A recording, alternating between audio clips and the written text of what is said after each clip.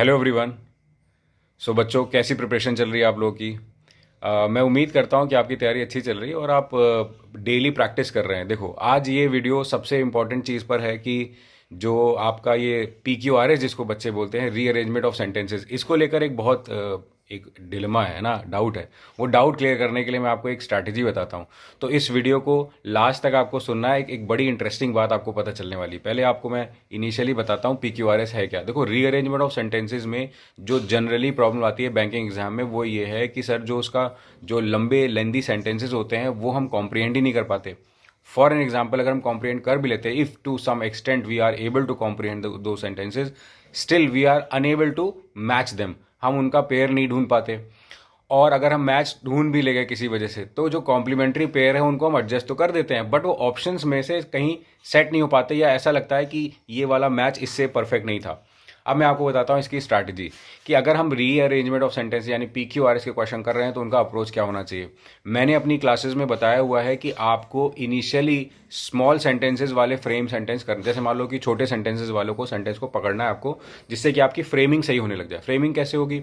जब आप दो दो सेंटेंसेस के पेयर बनाना शुरू करेंगे तो आपकी एक आदत पड़ जाएगी, और शुरुआत में आपको लगेगा कि क्वेश्चन गलत हो रहे हैं या क्वेश्चन का आंसर सही तरीके से नहीं आ पा रहा है, बट इवेंचुअली आपके आंसर्स आने लग जाएंगे और आपके पेयर भी बनने लग जाएंगे।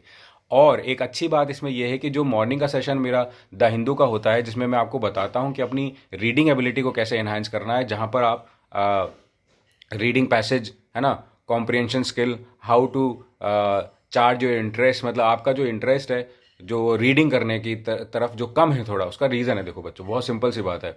जो बच्चे नॉन इंग्लिश बैकग्राउंड के हैं, जो हिंदी बैकग्राउंड के बच्चे हैं, जिन्होंने इंग्लिश मतलब किसी कॉन्वेंट स्कूल से नहीं पढ़ी है, जिनको ये प्रॉब्लम आती है, उनके लिए स्पेशली मैं बोलना चाहता हूँ कि आपको डेली बेसिस पर वो morning 8 o'clock the Hindu editorial वाली क्लास में आना चाहिए, जिसमें मैं आपको बहुत ही बेसिक, देखो एक तो होता है कि आपको क्लासेस में क्या मिलता है, आप गए डायरेक्टली, टीचर ने आपको क्या करा दिया, सारी वोकैब बता दी, पूरे अखबार में ये सारी वोकैब लिखी है, रट लो।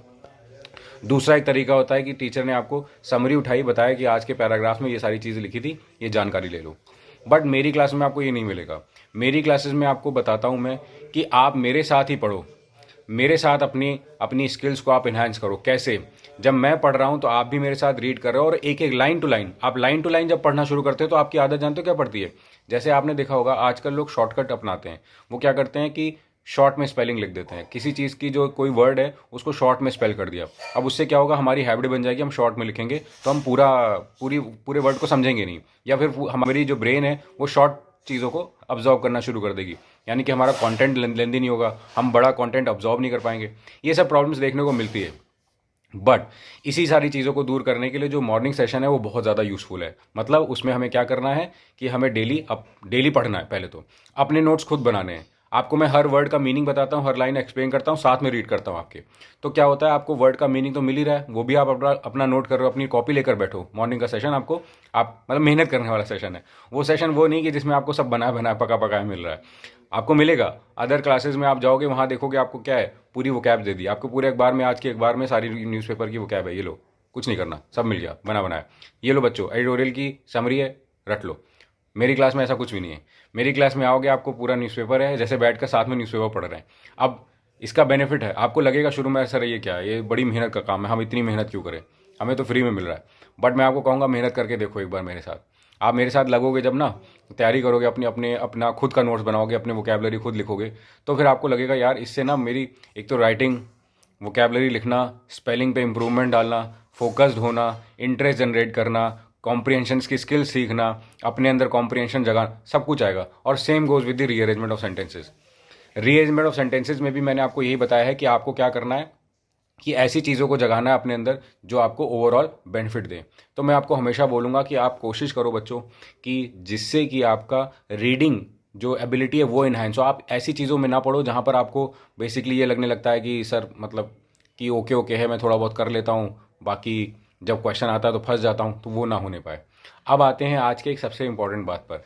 अगर आप चाहते हो कि आपका ये लैंग्वेज का पार्ट यानी कि रीअरेंजमेंट का पार्ट हो, रीडिंग कॉम्प्रिहेंशन का पार्ट हो, ये स्ट्रांग रहे, इसकी आप प्रैक्टिस लगातार करते रहो, तो आपके पास एक ग्रेट लर्निंग फेस्टिवल का ऑफर है जिसको आप अवेल ज़रूर करो। बच्चों ये ऑफर अगर आप मिस कर देते हो, जिसको एक्सटेंड किया गया है 5th ऑफ मई तक, ये कंप्लीटली फ्री ट्रायल है। This is a 7 day free trial. I am repeating it, 7 day free trial. You just go for it. आपको करना क्या है, डिस्क्रिप्शन बॉक्स में जाना है, वहाँ पर देखना है, सिर्फ और सिर्फ लिंक पर क्लिक करना है, मेरा जो नाम है उसके इनिशियल 3 लेटर्स को यूज़ करना है, RAT10 लिख करके, आपको ये फ्री ट्रायल आपका एक्टिवेट हो जाएगा और आप इसको यूटिलाइज कर सकते हो। बच्चों आपकी प्रिपरेशन एक बूस्ट स्टार्ट, एक हेड स्टार्ट आपकी प्रिपरेशन को मिलेगा और आपको सच में इसका बेनिफिट नज़र आएगा। बट जो मैंने बातें बोली उनको याद रखना, एंड ऑल द बेस्ट।